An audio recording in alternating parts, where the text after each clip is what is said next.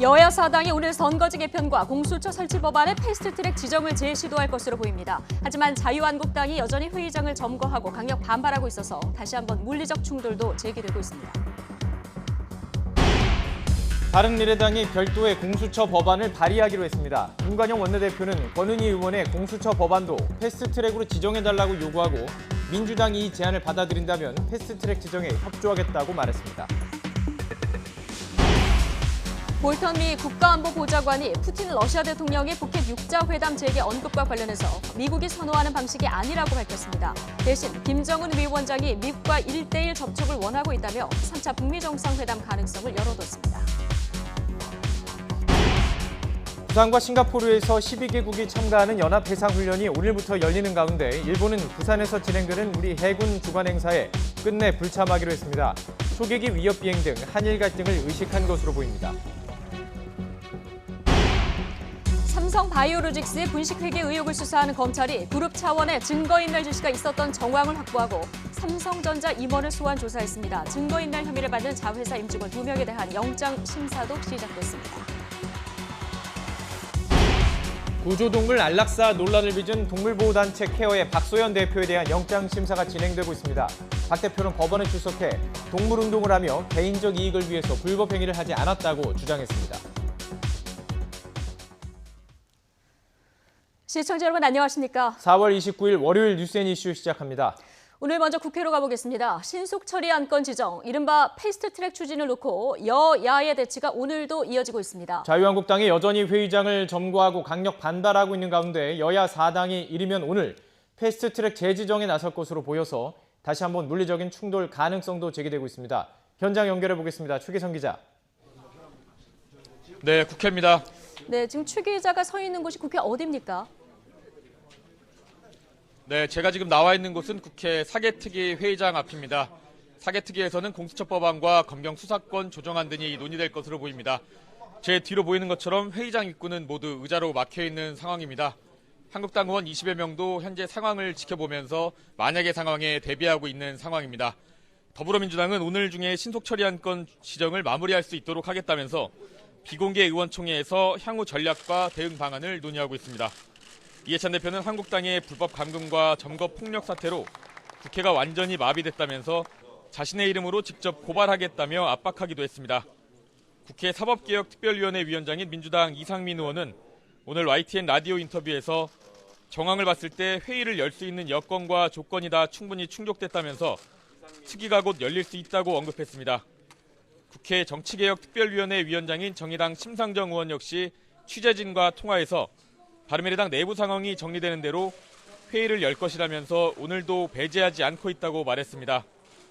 종합해보면 시간을 예상할 수는 없지만 오늘 패스트트랙이 지정될 가능성이 커 보입니다. 하지만 자유한국당은 오늘도 회의장 앞을 지키면서 패스트트랙 지정 시도를 결사 저지하겠다며 맞서고 있습니다. 황교안 대표는 이번 사태의 책임은 집권 여당인 민주당과 부안해동하는 야당들에 있다면서 지금이라도 패스트트랙 시도를 철회하고 대화와 타협으로 합리적 방안을 마련해야 한다고 강조했습니다. 네, 결국 이번 사태 그동안 계속 그래왔지만 그 열쇠가 바른미래당이 가지고 있다 이렇게 말해도 과언이 아닐 텐데요. 김관영 원내대표가 별도의 공수처 법안을 발의하기로 지금 전해지고 있습니다. 이게 어떤 의미입니까? 네, 강제 사보임 이후 당내 반발에 부딪혔던 김관영 원내대표가 오늘 회의에서 중재안을 내놨습니다. 김 원내대표는 권은희 의원이 주장하는 내용을 중심으로 한 바른미래당 공수처 법안을 만들어서 신속 처리한 건으로 함께 지정하자고 요구하고 있습니다. 이후 사개특위에서 기존에 있던 안과 바른미래당 공수처안을 논의해서 단일안을 만들 수 있다고 얘기하는 겁니다. 민주당이 이 안을 받아들이면 이후 사개특위와 정개특위를 열어 바로 패스트트랙 절차를 진행하겠다고 덧붙였습니다.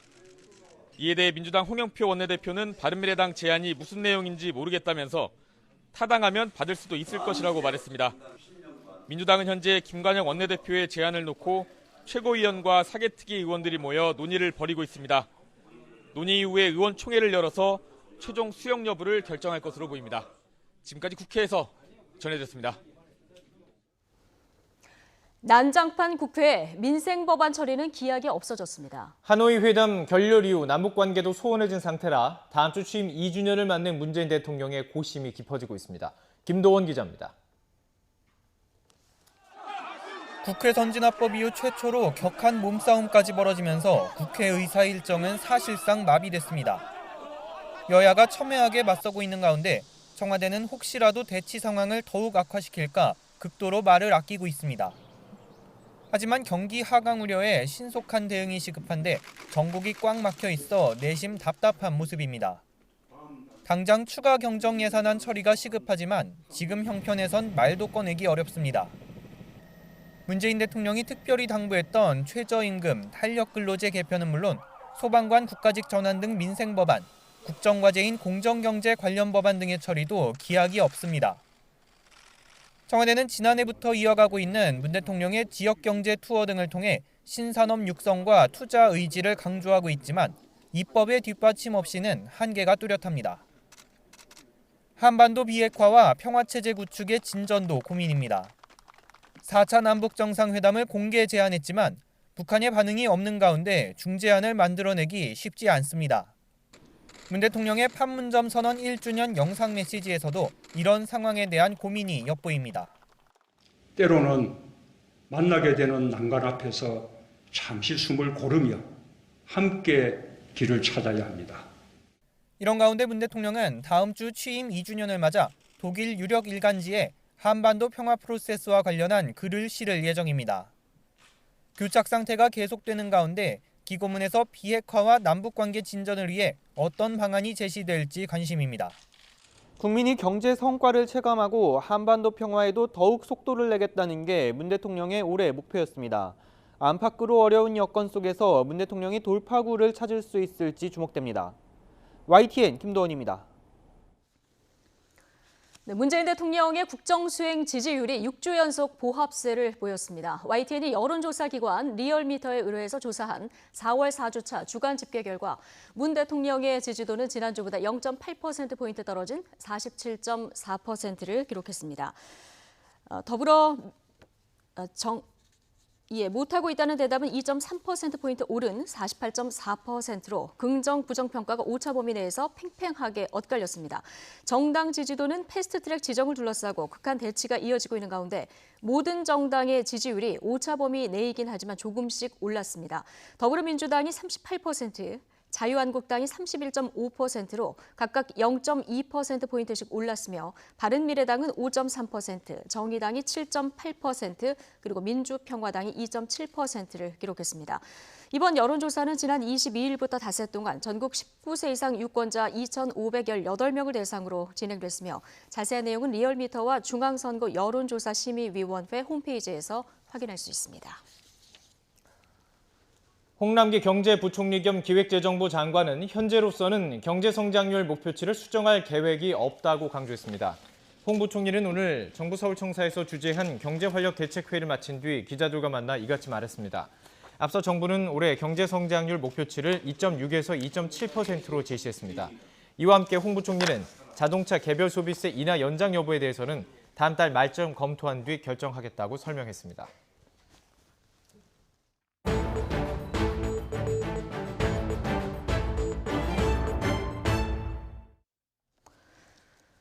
존 볼턴 미 백악관 국가안보보좌관이 블라디미르 푸틴 러시아 대통령이 거론한 북핵 문제 해결을 위한 육자회담에 대해서 미국이 선호하는 방식이 아니라고 선을 그었습니다. 그러면서 트럼프 대통령이 3차 북미 정상회담을 기대하고 있다며 북미 1대1 접촉이 우선이라는 뜻을 강하게 내비쳤는데요. 취재기자 연결해서 조금 더 자세히 알아보겠습니다. 강태욱 기자. 네, 국제부입니다. 네, 그러니까 볼턴 국가안보보좌관은 육자회담을 이미 실패한 방식이다 이렇게 보는 거죠? 네, 그렇습니다. 미국 시간 28일 폭스뉴스 선데이와의 인터뷰에서 밝힌 내용인데요. 북핵 육자회담은 미국이 선호하는 방식이 아니라는 겁니다. 북핵 비핵화를 위한 과거의 다자간 단계적 접근 방식은 모두 실패했다며 일괄 타결식 빅딜 입장을 고수했습니다. 이는 지난주 이뤄진 북러 정상회담에서 푸틴 러시아 대통령이 북핵 문제 해결을 위해 육자회담을 재개해야 한다고 제안한 데 대한 미국의 반응이라고 볼 수 있습니다. 육자회담은 북핵 문제 해법을 논의하기 위해 미국과 북한을 비롯해 한국, 중국, 러시아, 일본 등 6개 나라가 참여한 회담이었는데요. 2003년 8월 중국 베이징에서 각국 차관복급을 수석대표로 해서 첫 회담이 열린 뒤 2008년 12월 12차 회담을 끝으로 중단됐습니다. 시작 뒤 5년이 지난 2005년에 9.19 공동성명과 2007년 2.13 합의 등을 도출했지만 실질적인 성과를 내지 못했다는 평가를 받고 있습니다. 네, 그렇다면은 볼턴 보좌관의 뜻은 한반도를 둘러싼 주변국을 배제하고 직접 당사자라고 할 수 있는 미국과 북한이 풀어야 한다, 이런 의미로 해석될 수 있습니까? 네, 그렇습니다. 볼턴이 북미 간 1대1 접촉을 통한 해결 방식이 우선이라고 언급했지만 과거 육자회담에 참여했던 한반도 주변국의 입장을 모두 배제하겠다는 뜻은 아니라고 할 수 있습니다. 볼턴 보좌관은 이 같은 시선을 우려해 다른 나라와 상의를 하지 않는다는 의미는 아니라고 덧붙였습니다. 그러면서 트럼프 대통령이 지난 금요일에 아베 신조 일본 총리와 아주 긴밀하게 상의했다고 소개했습니다. 또 미국 정부는 러시아와 중국과도 상의하고 있다고 말했습니다. 더 나아가 우리나라를 확실한이라는 수식어를 붙여 상의하고 있다고 덧붙였습니다. 그러면서 문재인 대통령이 몇 주 전에 미국에 다녀갔다라고 한국과의 관계도 강조했습니다. 예. 결국 북러 회담에서 푸틴 러시아 대통령이 제안한 육자 회담이 미국으로부터 거부당한 셈이 된 건데, 볼턴 보좌관은 러시아를 향해서도 한마디 했죠. 네, 볼턴 보좌관은 이어 러시아와 중국의 북한에 대한 제재 이행 강화를 촉구했습니다. 대북 문제를 두고 강경파의 시각을 드러낸 것이라 할 수 있는데요. 한마디로 북한에 대한 제재의 고삐를 더 조여달라는 의미입니다. 다른 의미로는 북핵 협상은 미국이 주도할 테니 중국과 러시아까지 끼어들어 판을 복잡하게 만들지 말라는 뜻으로 해석될 수 있습니다. 오히려 러시아와 중국이 제재를 강화해야 위기감을 느끼는 북한이 협상 테이블에 서둘러 나설 수 있다는 건데요. 볼턴 보좌관은 그렇게 하는 것이 대북 제재 유지에 도움이 된다면서 결국 북한이 트럼프 대통령과 협상을 시작하도록 한 것이라고 설명했습니다. 그렇다면 계속해서 북미 1대1 회담을 추진하겠다는 것인데 3차 북미 정상회담에 대한 언급도 있었죠? 네, 볼턴 보좌관은 트럼프 대통령이 여전히 김정은 위원장과의 3차 회담 가능성을 기대하고 있다고 말했습니다. 트럼프 대통령의 생각은 꽤 분명하다고 덧붙였는데요. 그러면서 대화의 문은 여전히 열려 있고 대통령은 올바른 시점에 3차 정상회담을 갖는데 준비가 돼 있다고 강조했습니다. 북한의 김정은 국무위원장에 대해서도 언급했는데요. 지금까지는 미국과의 1대1 접촉을 원했고 그렇게 해왔다고 밝혔습니다. 결과적으로 미국은 북한과 정상회담을 통한 비핵화 문제를 풀려는 의도를 다시 명확히 한 것으로 풀이될 수 있습니다. 지금까지 국제부에서 YTN 강태욱입니다. 지난주 금요일에는 중국과 러시아가 정상회담을 열었죠. 그런데 한반도 문제에 대해서 새로운 제안은 없었습니다. 북한의 체제 안전과 육자 회담을 꺼냈던 푸틴 대통령은 새로운 제안은 논의조차 되지 않았다면서 한 발 뺐습니다. 베이징에서 강성훈 특파원입니다. 지난 26일 베이징에서 만난 시진핑 중국 국가주석과 블라디미르 푸틴 러시아 대통령. 한반도 비핵화에 대한 공동의 입장 표명 가능성이 제기됐지만 아무런 발표도 없이 끝났습니다. 푸틴 대통령은 두 정상이 새로운 제안을 논의하지 않았고 그럴 시기도 아니라며 선을 그었습니다. Но никаких новых планов мы не обсуждали, потому что они не нужны сейчас. Нужно исполнять то, о чем мы договорились. Мы это делаем. 2017년에 양국이 합의한 이른바 쌍중단과 쌍궤 병행 원칙으로 충분하다는 게 중러의 현재 입장입니다.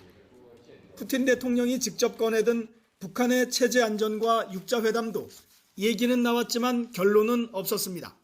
И сейчас было именно это. Я проинформировал председателя Си Цзиньпиня по этим вопросам в ходе переговоров. Мы обменялись мнениями о ситуации на Корейском полуострове.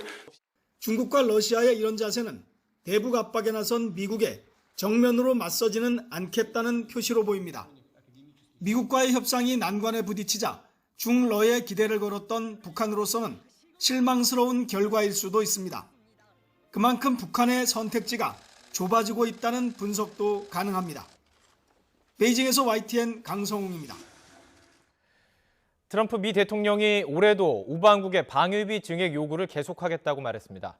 구체적인 나라를 언급하지는 않았지만 자신이 직접 전화해서 분담금을 더 받기로 말을 해서 사실상 우리나라를 겨냥했습니다. 김영수 기자의 보도입니다. 트럼프 미국 대통령이 지난 주말 아베 신조 일본 총리와 정상회담을 마친 직후 정치 유세에 참석해 방위비 인상 성과를 자랑했습니다. 나라 이름을 언급하지 않았지만 직접 전화를 걸어 방위비를 올렸다고 강조했습니다. This is not fair. I said, of course it's fair.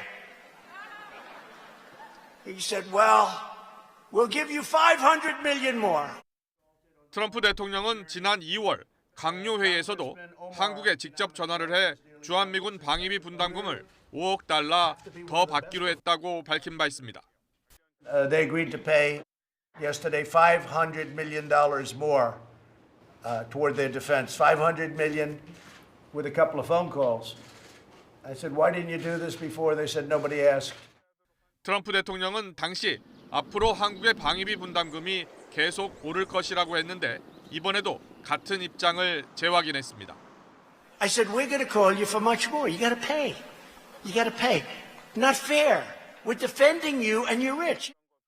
하지만 트럼프 대통령이 언급한 5억 달러 인상 여부는 확인되지 않았고 과장됐다는 분석입니다. 한미는 올해 초 공식적으로 8.2% 인상한 1조 389억 원에 합의했으며 내년도 분담금 인상 협상을 앞두고 있습니다. YTN 김영수입니다.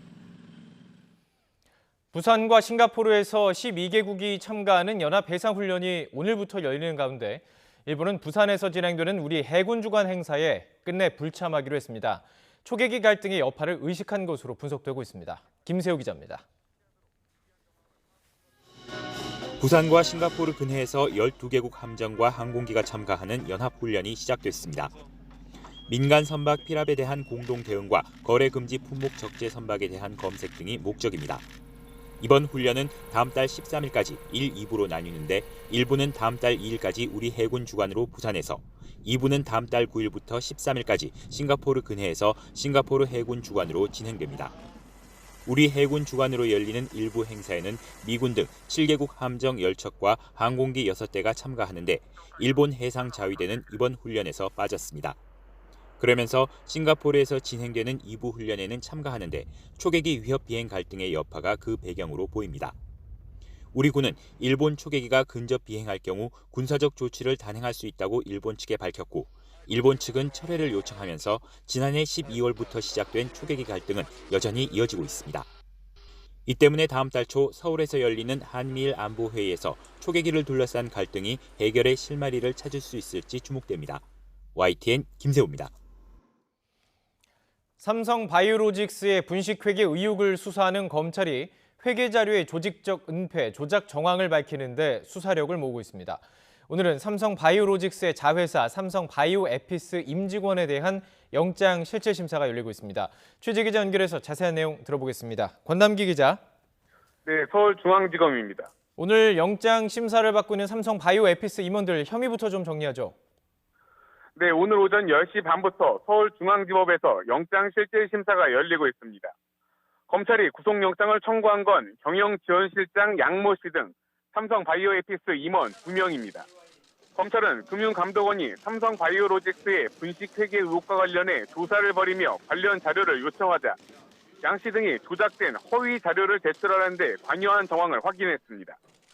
또 이후 검찰이 수사를 시작하자 직원들에게 노트북과 휴대전화 등에서 관련 자료를 삭제하도록 한 정황을 포착한 것으로 전해졌습니다. 검찰은 양 씨가 자신의 상사인 대표이사의 휴대전화까지 검사했던 정황을 확인하는 등 증거인멸의 윗선에 지시가 있었던 것으로 보고 있습니다. 구속 여부는 이르면 오늘 저녁 결정될 예정입니다. 네, 또 삼성 미래전략실의 후신으로 불리고 있죠. 삼성전자 사업지원 TF. 자, 임원이 증거인멸에 관여한 정황이 또 드러났다고요? 네, 그렇습니다. 서울중앙지검은 어제 삼성그룹 미래전략실 출신으로 현재 삼성전자 사업지원 TF에 소속된 상무 A씨를 피의자 신분으로 불러 조사했습니다. 검찰은 A씨가 지난해 삼성 바이오 에피스를 찾아가 직원 휴대전화와 컴퓨터에서 분식회계 관련 자료를 찾아 삭제하도록 지휘한 정황을 파악한 것으로 알려졌습니다. 당시 삼성 바이오 에피스 임원들은 직원 수십 명의 컴퓨터에서 이재용 삼성전자 부회장을 뜻하는 JY나 합병, 미전실 등의 단어를 검색해 문건을 삭제한 것으로 전해졌습니다. 검찰은 그룹 업무를 담당하는 임원이 파견된 만큼 조직적인 증거인멸이 있었다고 보고 삼성 바이오 에피스 임직원의 구속 여부가 결정된 뒤 구체적인 지시 경로를 추궁할 방침입니다. 지금까지 서울중앙지검에서 전해드렸습니다. 네, 전국 주요 지역의 버스 운전기사들이 노동시간 단축에 따른 인력 충원과 또 임금 보전을 요구하면서 다음 달 총파업을 예고했습니다. 실제 파업으로 이어지면 전국의 노선버스 2만여 대가 운행을 멈춰 교통 대란이 우려되는 이런 상황입니다. 취재기자 연결해보겠습니다. 김장하 기자. 네, 행정부입니다. 네, 전국의 버스 노조가 다음 달 15일 총파업을 하겠다 이렇게 경고를 했는데 아직 절차가 남아있는 거죠? 그렇습니다. 서울시 버스 노조 등 전국 자동차 노동조합 연맹 소속 15개 지역 버스 노조는 오늘 동시에 쟁의 조정을 신청합니다. 쟁의 조정 신청에는 전국 버스 사업장 479곳 중 절반 정도인 234개 노동조합이 참여합니다. 버스 차량으로는 2만여 대, 참여 인원은 4만 1천여 명에 이릅니다. 다음 달 8일에는 파업 찬반 투표를 할 예정입니다. 쟁의 조정이 끝나는 다음 달 15일까지 노사 간에 합의점을 찾지 못하면 파업에 들어가 버스 운행이 중단됩니다. 자동차 노조는 300인 이상 버스회사는 오는 7월 1일부터 50인 이상 버스회사는 내년 1월 1일부터 시행하는 노동시간 단축으로 연말까지 신규 인력이 15,000여 명이 필요한 상태지만 지난해 7월 이후 신규 채용자가 1,250명에 불과하다고 주장했습니다.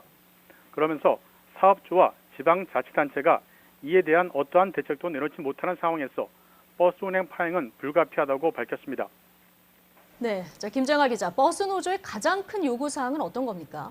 네, 세 가지인데요. 우선 인력 충원과 임금 보전, 그리고 이를 해결하기 위한 중앙정부의 재정 지원입니다. 자동차 노조는 버스 회사들이 신규 인력을 충원하지 않고 운행 차량이나 노선을 줄이는 방식으로 노동시간 단축 문제에 대처하고 있다고 지적했습니다. 국토교통부가 노선 폐지와 운행 축소를 금지한다고 지자체를 독려하고 있지만 적자가 커지는 상황에서 운행 축소가 반복되는 실정입니다. 노동시간 단축에 따른 버스 운전기사들의 임금 감소 문제도 노사 갈등의 핵심입니다.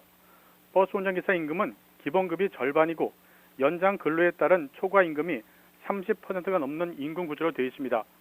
경기도 버스 운전기사들은 노동시간 단축으로 월 100만 원 정도 임금이 줄어든다고 주장하고 있습니다. 버스 노조는 버스교통 정상화를 위해서는 중앙정부가 재정 지원에 적극 나서야 한다고 요구하고 있습니다. 그러면서 2015년 기준으로 대중교통 환승 할인 손실이 1조 4천억 원 정도 되는데 이를 모두 지방자치단체가 부담하는 만큼 중앙정부의 재정 지원이 필요하다고 촉구하고 있습니다. 지금까지 행정부에서 전해드렸습니다. 구조동물 안락사 논란을 빚은 동물권 단체 케어의 박소연 대표에 대한 구속 여부가 오늘 저녁쯤에 결정됩니다.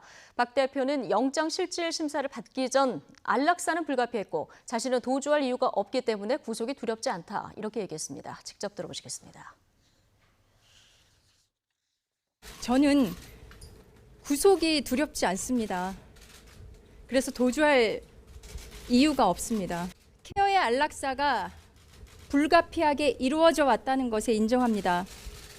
그리고 그 안락사의 불가피성, 끔찍하게 도살되는 동물들 85%를 살리고 15%를 인도적으로 안락사한 것이 과연 동물학대인지에 대한 법원의 판단, 그리고 3,300만 원이 제 개인을 변호한 것인지 그에 대한 판사님의 해안을 기다리겠습니다.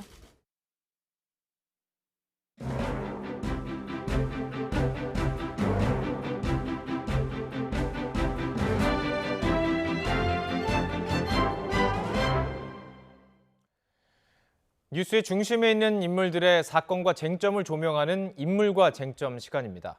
이재명 경기지사가 다음 달 1심 판결에서 검찰이 구형한 대로 지사직 상실형을 받을지 관심이 쏠리고 있습니다. 어떤 결과가 나오든 대법원까지 갈 가능성이 큰데 올해 안에는 최종 결론이 나올 것으로 보입니다. 김우준 기자의 보도입니다. 이재명 지사는 결심 공판에 들어갈 때만 하더라도 특유의 당당함을 잃지 않았습니다. 강제 진단은 정당했다고 생각하시는 건지? 정당한 게 아니라 지방자치단체의 의무입니다. 하지만 법원을 나오는 이 지사의 표정은 달랐습니다. 구형량에 대해서 또 어떻게 생각하시는지. 글쎄요, 별로 다른 의견이 없습니다. 검찰은 친형을 강제 입원시켰다는 직권남용 혐의에 대해서는 징역 1년 6개월을 구형했습니다. 검사 사칭과 대장동 개발업적 과장 등 선거법 위반 혐의는 벌금 600만 원을 선고해달라고 재판부에 요청했습니다. 모두 지사직 상실형에 해당합니다. 직권남용으로 금고 이상의 형을 받거나 선거법 위반으로 벌금 100만 원 이상이 확정되면 지사직을 잃게 됩니다. 그만큼 신중하게 구형을 했다고 보면 이런 사건의 경우에는 이제 재판부가 적어도 한 구형의 한 70-80% 정도 선에서 통과할 가능성이 있다는 점에서도 중형을 구형했다라고 볼 수 있습니다. 1심 판결은 다음 달 16일에 내려질 예정입니다. 이 지사 측은 굳이 낙담할 건 아니라는 분위기입니다. 검찰의 구형과 관계없이 법원의 판결은 얼마든지 무죄로 나올 수도 있다는 겁니다. 법원의 선고는 구형에 비례하는 게 아니기 때문에 그 자체에 특별한 의미를 부여하기는 어렵고 일단 그 선고 결과가 어떻게 나올지를 좀 봐야 되겠죠. 공직선거법상 선거 사건은 기소 이후 1년 안에 최종 판결이 나와야 합니다. 이 지사가 기소된 시점이 지난해 12월인 만큼 설령 대법원까지 가더라도 이 지사의 운명은 올해 안에 결정될 것으로 보입니다. YTN 김우준입니다. 가습기 살균제 사건을 수사 중인 검찰이 안용찬 전 애경산업 대표에 대해서 한 달 만에 다시 구속영장을 청구했습니다. 서울중앙지검 형사 2부는 지난 26일 안 전 대표와 애경산업 전직 임원 2명, 이마트 전 임원 1명 등 4명에 대해서 업무상 과실치사상 혐의로 구속영장을 청구했습니다. 검찰은 애경이 가습기 살균제를 판매만 했다는 주장과 달리 제조 과정에 깊숙이 개입하고 원료 물질이 인체에 유해하다는 것을 사전에 알고 있던 정황을 다수 확보한 것으로 전해졌습니다. 안 전 대표 등에 대한 구속 전 피의자 신문은 내일 오전 10시 반 서울중앙지방법원에서 열립니다.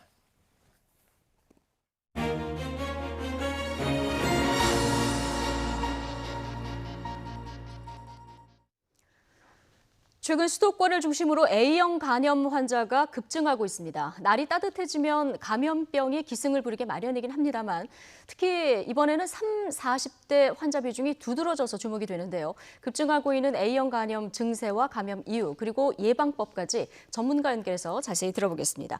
자, 엄중식 가천의대 감염내과 교수 연결해 보겠습니다. 자, 교수님 나와 계십니까? 예, 안녕하십니까? 예, 안녕하세요. 자, 특징적인 것들이 몇 가지 있어서 그 부분부터 먼저 좀 질문을 드리겠습니다. 네. 이번에 그 A형 간염을 보면 먼저 환자 10명 중에 7명이 30대 그리고 40대에 집중이 돼 있거든요. 이건 왜 그렇습니까?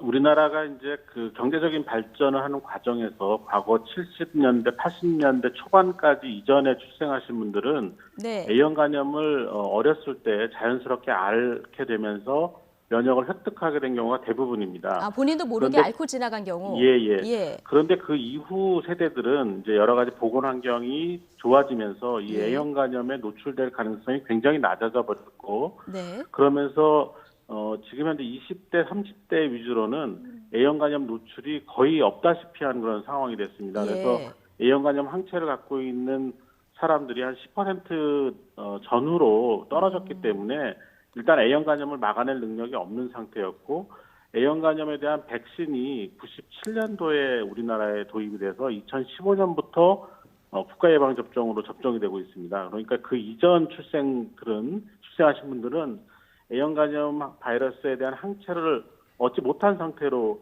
존재할 가능성이 높기 때문에 이 연령대가 지금 현재 유행에 취약한 것으로 예상을 하고 있습니다. 추정하고 있습니다. 그러니까 중장년층은 어려서 이미 알게 모르게 이제 앓고 지나간 분들도 꽤 많고 지금 뭐 10대, 20대 같은 경우는 예방접종을 제대로 받은 세대라서 문제가 없는데 그 사이에 예방접종을 좀 불안전하게 받은 요 세대가 조금 문제다 이런 말씀이신 거죠? 네네. 그래서 지금 20대부터 30대 초반 그리고 최근에 들어서는 이제 40대까지도 위험하다고 볼 수가 있습니다. 아, 그렇군요. 그러니까 지난번에 홍역 유행할 때도 비슷한 상황이었던 것 같은데요?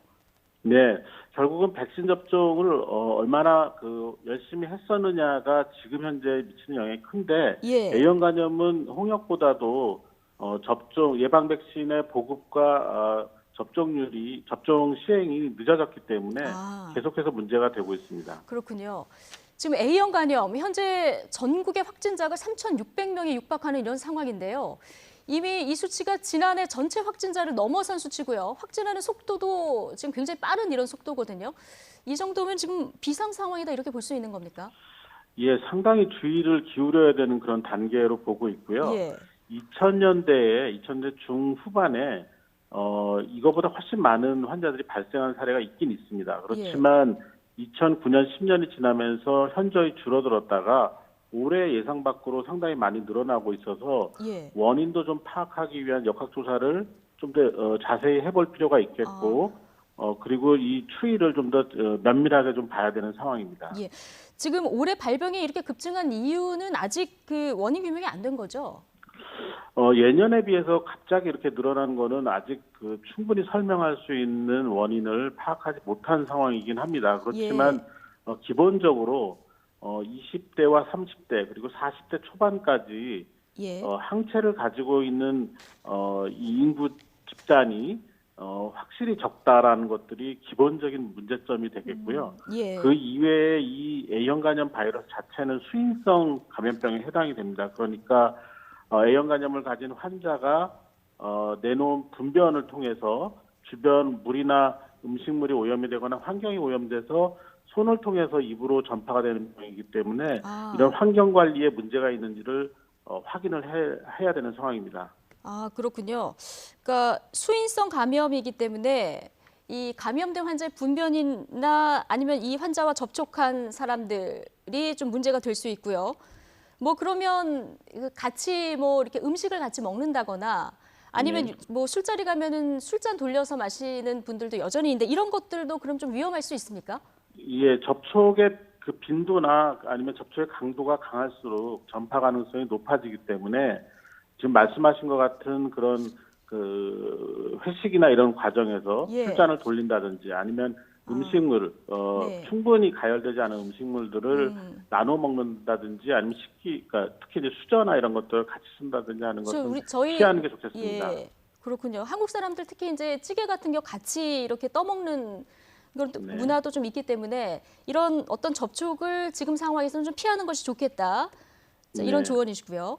네네, 맞습니다. 보통 보면은 열과 몸살 감기 때문에 A형 그 간염에 걸려도 이게 감기 아닌가 이렇게 오인하는 경우도 있다고 하는데요. 어떤 증상이 있으면 조금 의심을 해봐야 됩니까? 일단은 이게 그 처음에는 열이 나고 피로감이 생기면서 근육통 같은 것들이 동반될 수 있기 때문에 감기 몸살이라고 착각을 할 수 있는데 일반적인 감기하고 다른 점은 분명히 호흡기 증상이 없다라는 겁니다. 콧물이나 기침, 가래 같은 증상이 없는 상태에서 열이 나고 피로감이 생기고 근육통이 생기는데 이게 또 감기면 보통 이틀에서 3일이면 증상이 좋아지기 시작하는데 A형 간염은 이게 좋아지지 않습니다. 그렇기 때문에 감기 몸살 같은 증상 같은데 호흡기 증상이 없고 48시간에서 71시간 이내에 호전되지 않는다면 그러면서 오심이라고 그러죠. 속이 울렁거리고 토하고 복통 같은 게 생기면은 반드시 A형 간염을 감별을 해야 됩니다. 그렇군요. 그러니까 뭐 감기에서 흔히 볼 수 있는 호흡기 증상이 없는데 근육통이라든가 설사 같은 것이 장기간 지속이 된다 이러면 좀 의심을 해봐야 된다는 말씀이시고요. 네, 그렇습니다. 네. 지금 치료하는 약은 아직 없다고 들었는데요. 이게 건강한 사람인 경우에는 자연적으로 놔둬도 완화가 됩니까? 특별히 이제 치료를 할 수 있는 항바이러스제는 개발이 되지 않은 상태이고요. 결국에는 이제 이게 자연스럽게 병을 앓고 지나갈 때까지 기다리는 수밖에 없는데 보통 증상이 나타난 분들은 2주에서 3주 정도 급성 염증을 앓고 나면 호전이 되지만 일부에서는 전격성 간염이나 간부전으로 진행을 해서 간 이식을 해야 하거나 사망하는 경우도 드물지만 발생을 합니다. 그렇기 때문에 빨리 진단을 받고 수액요법 같은 대증요법을 받으면서 이 간염의 추이를 잘 보는 것이 굉장히 중요합니다. 급성으로 악화가 되면 사망 위험성도 좀 높은 이런 병이군요. 네, 많지는 않지만 생길 수가 있습니다. 예. 지금 교수님 그리고 지역별로 지금 보면은 수도권에 지금 절반 정도가 집중이 돼 있거든요. 이거는 단순히 인구가 많아서 그렇습니까? 아니면 다른 이유가 있습니까? 인구가 많은 게 직접적인 원인이라고 보고 있습니다. 특히 이제 이 질병이 지금 계속 발생하고는 20대, 30대, 40대가 주로 이런 그 수도권과 같은 도심 지역에 살고 있기 때문에 아무래도 그런 것들이 반영이 되는 것으로 생각이 되고 있습니다. 그렇군요. 자, 그러면은 일단 최선의 예방책이라고 하면은 일단 예방 백신을 안 맞으신 분들 이걸 지금이라도 맞는 것이 좋습니까? 네. 지금 이제 그 접종을 소아들 특히 이제 12개월에서 23개월 된 모든 소아들은 2015년부터 접종을 하고 있기 때문에 큰 문제가 없는데 문제는 이제 20대, 30대 성인 중에 예방접종력이 없거나 A형 감염을 앓은 적이 없는 경우에는 반드시 맞아야 되겠고요. 그리고 이제 A형 감염 환자하고 접촉을 하거나 뭐 이런 외식업 종사자 이런 분들도 네. A형 감염을 전파할 수 있는 경로가 될 수 있기 때문에 네. 접종을 하는 것이 바람직합니다. 아, 그렇군요. 좀 내가 항체가 있는지 없는지 불분명할 때는 그럼 그냥 맞는 것이 좋습니까? 지금 20대는 워낙 그 항체가 없는 분들이 거의 80-90%이기 때문에 예. 검사 없이 접종을 하시는 게 좋겠고 예. 30대 이후부터는 항체 유무를 좀 확인을 하고 접종을 하는 것이 바람직할 것 같습니다. 알겠습니다. 일단 예방 백신을 아직 안 맞으신 분들은 맞는 것이 좋겠고 이게 접촉성 감염이 되기 때문에 손 씻기라던가 여러 가지 그 접촉으로 인한 이런 위생 상황 이런 것들에 좀 주의를 기울이시는 것이 좋겠다. 이런 말씀으로 요약해서 저희가 듣겠습니다. 지금까지 네. 엄중식 가천의대 감염내과 교수와 얘기 나눠봤습니다. 고맙습니다. 감사합니다.